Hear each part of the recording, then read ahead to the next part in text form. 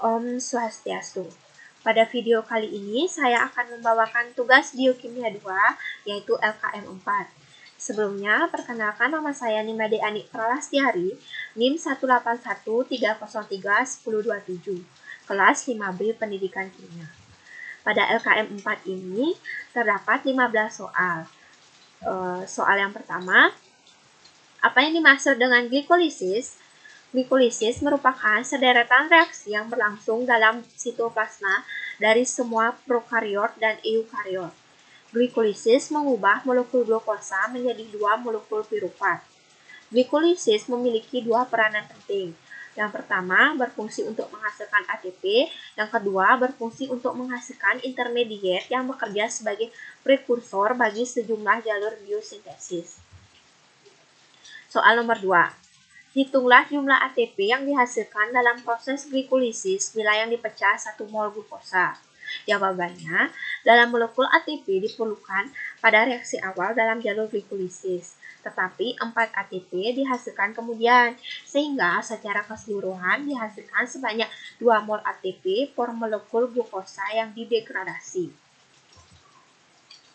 Soal nomor 3. Sebutkan pengendalian jalur glikolisis. 3 enzim utama yang berperan dalam pengendalian jalur glikolisis ini. Yang pertama ada enzim heksokinase, yang kedua ada enzim fosfofruktokinase, dan yang ketiga ada enzim piruvat kinase. Soal nomor 4. Sebutkan tahap-tahap pengendalian pada jalur gluconeogenesis. Yang pertama ada pengendalian PFK dan fruktosa 1,6 bisfosfatase. Yang kedua ada pengendalian piruvat kinase, piruvat karboksilase, dan PEP karboksikinase. Soal nomor 5. Apa perbedaan transkripsi dan translasi dalam sintesis protein? Perbedaan transkripsi dan translasi dalam sintesis protein yaitu pada hasil atau produk, proses yang terjadi, dan tempat terjadinya.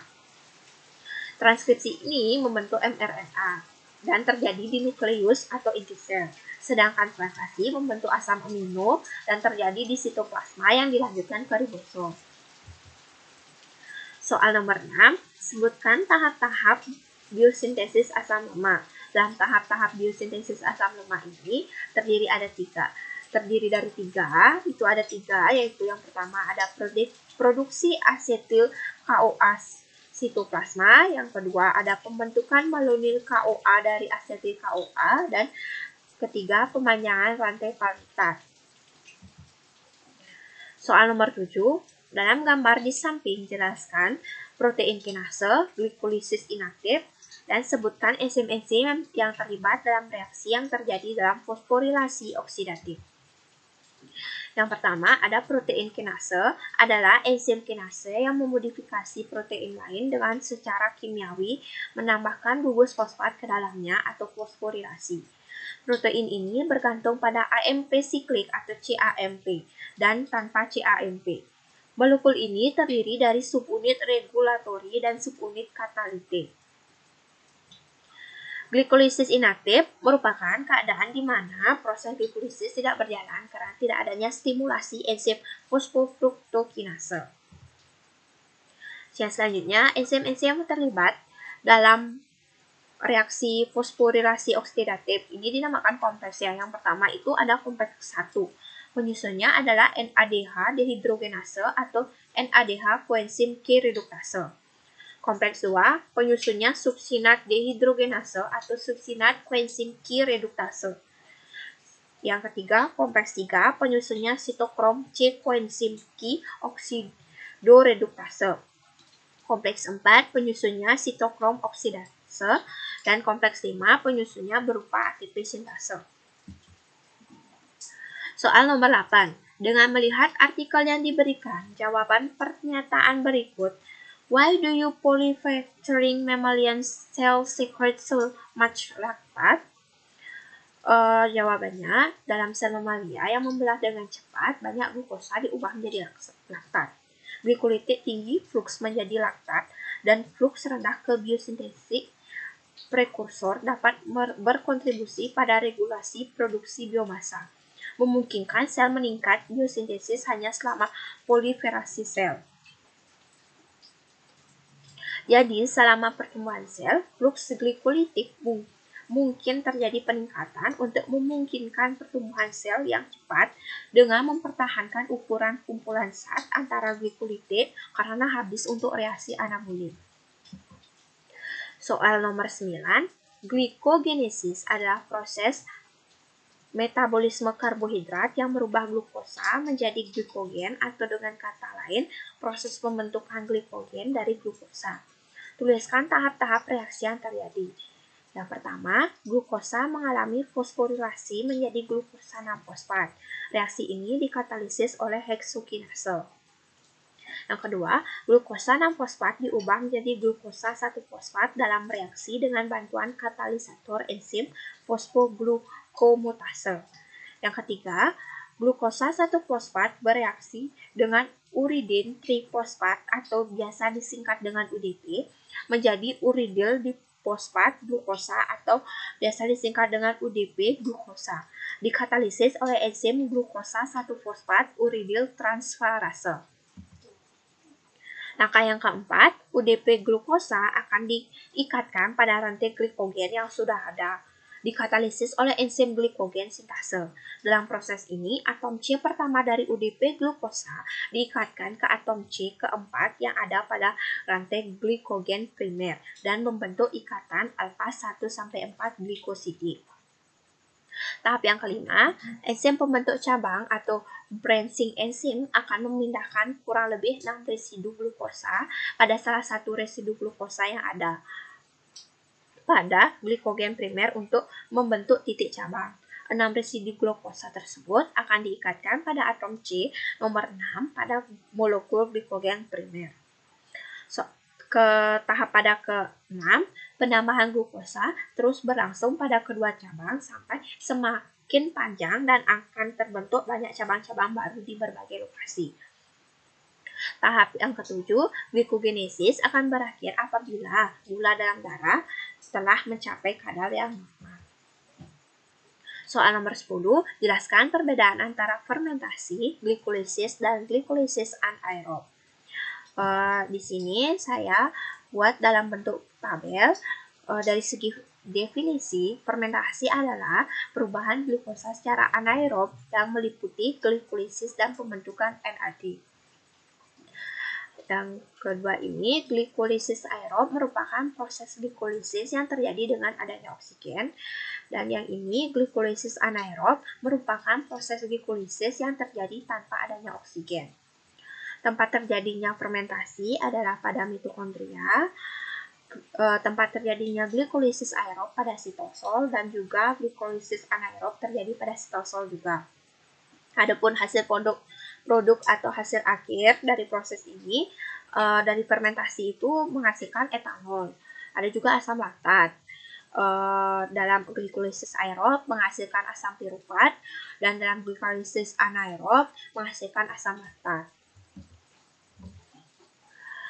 Soal nomor 11, glikolisis merupakan peristiwa seperti yang sudah disinggung sedikit di atas, penguraian karbohidrat menjadi piruvat.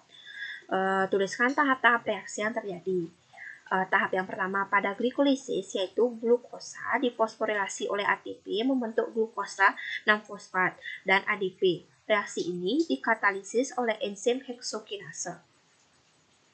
Tahap yang kedua, glukosa 6-fosfat diubah menjadi fruktosa 6-fosfat oleh fosfoglukoisomerase. Isomerisasi ini melibatkan pengubahan aldosa menjadi ketosa. Tahap yang ketiga, fruktosa 6-fosfat difosforilasi oleh ATP membentuk fruktosa 1,6 bisfosfat dan ADP. Enzim yang mengkatalisis reaksi ini adalah fosfofruktokinase atau PFK. Tahap yang keempat, aldolase memecah fruktosa 1,6 difosfat atau molekul dengan 6 atom karbon menjadi 2 molekul dengan 3 atom karbon, gliseraldehid 3-fosfat dan dihidroksiaseton fosfat. Tahap yang kelima, gliseraldehid 3-fosfat merupakan molekul yang dapat digunakan pada jalur glikolisis. Dengan demikian, dihidroksiaseton Hidroksiaseton fosfat dapat diubah dengan cepat menjadi gliseraldehid 3-fosfat oleh triosa fosfat isomerase. Reaksi ini merupakan reaksi kesetimbangan.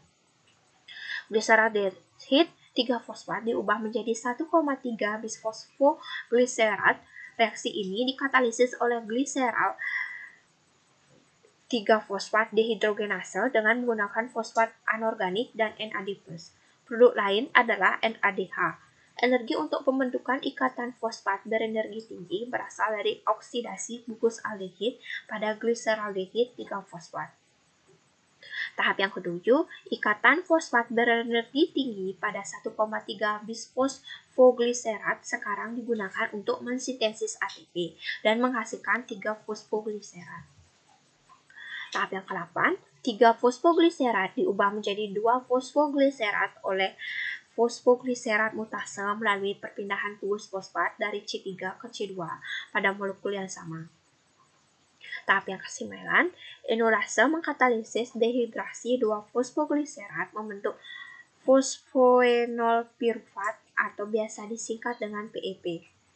Reaksi ini mengubah ikatan ester fosfat berenergi rendah pada 2-fosfogliserat menjadi ikatan fosfat berenergi tinggi pada PEP. Tahap yang terakhir, reaksi yang terakhir, pirufat kinase mengkatalisis pemindahan gugus fosforil secara irreversibel dari PEP ke ADP untuk membentuk ATP dan pirufat. Soal nomor 12, ada beberapa sifat dalam proses glikolisis ini dan tuliskan ke semua sifat yang terjadi. Glikolisis ini dapat berlangsung secara aerob maupun anaerob, melibatkan enzim ATP dan ADP, serta peran ATP dan ADP pada glikolisis adalah untuk memindahkan atau mentransfer fosfat dari molekul yang satu ke molekul yang lain. Proses glikolisis ini terjadi melalui 10 tahapan, yang ada 5 tahapan penggunaan energi dan 5 tahapan pelepasan energi. Pada eukaryote, glikolisis terjadi di sitosol. Soal nomor 13, tuliskan tahap pengendalian dari siklus Krebs berikut ini. Gambar ini merupakan gambar dari siklus Krebs. Pengendalian siklus Krebs atau biasa siklus Krebs ini sama dengan siklus asam sitrat. Diatur oleh persediaan substrat serta inhibisi oleh akumulasi produk dan inhibisi umpan balik alosteri oleh intermediat dalam siklus. 3 enzim dalam siklus asam sitrat yang dikendalikan adalah sitrat sintase, isositrat dehidrogenase, dan alfa-ketoglutarat dehidrogenase, serta enzim yang mengubah pirufat menjadi asetil CoA untuk memasuki siklus yaitu pirufat dehidrogenase. Sitrat sintase dihambat oleh sitrat dan juga oleh ATP. Isositrat dehidrogenase penghambatnya adalah NADH dan ATP, tetapi bisa diaktifasi oleh ADP. Alfa-ketoglutarat dehidrogenase dihambat oleh NADH dan suksinil CoA. Selanjutnya, pirufat dehidrogenase dihambat oleh NADH dan asetil CoA atau biasa disebut dengan inhibisi oleh produk.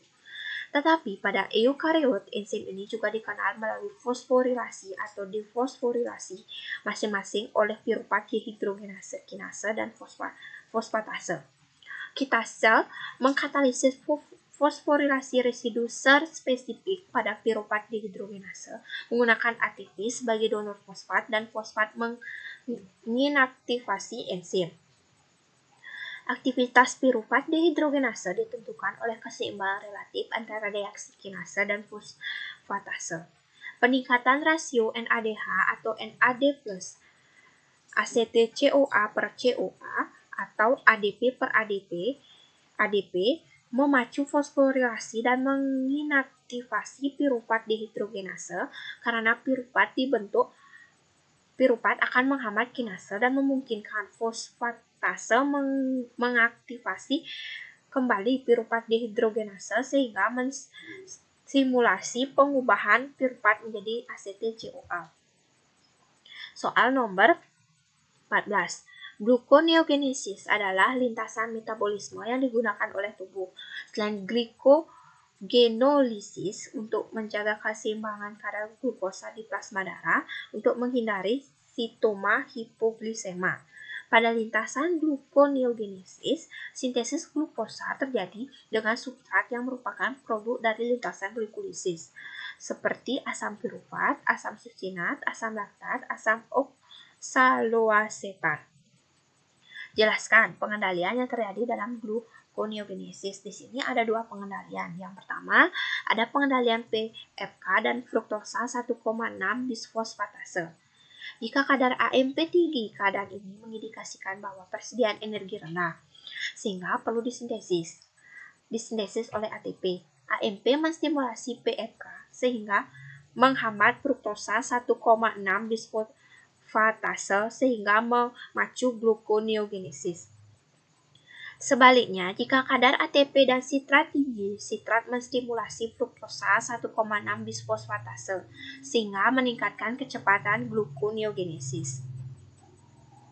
Gluconeogenesis sangat responsif terhadap puasa melalui molekul pengendalian fruktosa 2,6 bisfosfat atau F2,6BP.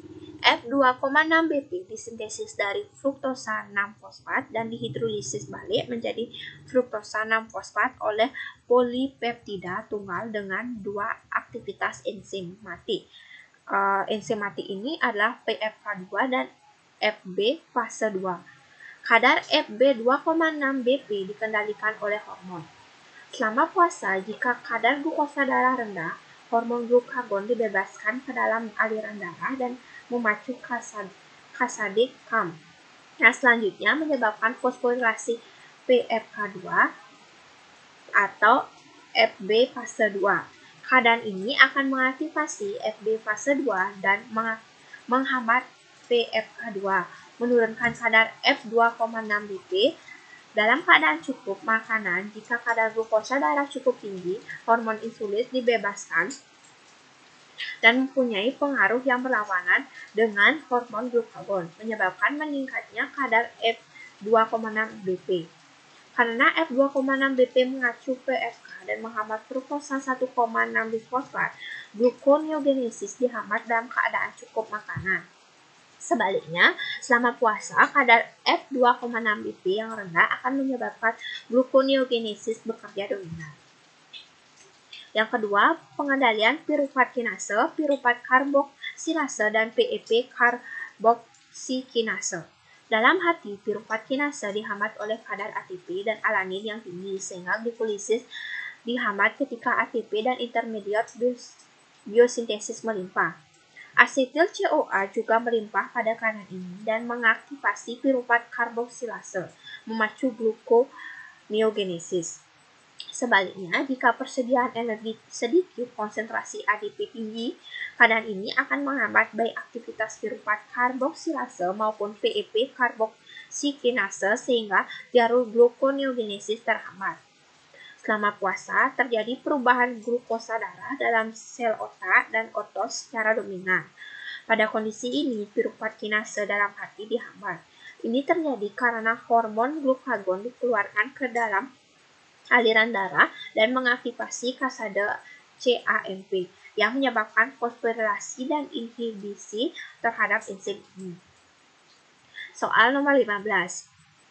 Apa yang dimaksud dengan pernyataan ini? A major function of aerobic glycolysis to support macromolecular synthesis. Yang dimaksud dengan pernyataan tersebut, glikolisis merupakan proses mengubah glukosa menjadi molekul piruvat atau glikolisis merupakan pembentukan molekul piruvat dari glukosa. Glikolisis memiliki peran utama dalam proses metabolisme tubuh. Sebagian besar, glikolisis mempunyai peran dalam proses pembentukan makromolekul seperti nukleotida, lipid, serta asam amino. Glikolisis juga berperan dalam membentuk asam amino dengan melewati siklus Krebs. Sekian pembahasan LKM 4 Biokimia yang dapat saya bawakan. Jika ada kesalahan yang saya perbuat, saya mohon maaf. Saya tutup dengan Pramosanti. Om Santi Santi Santi Om.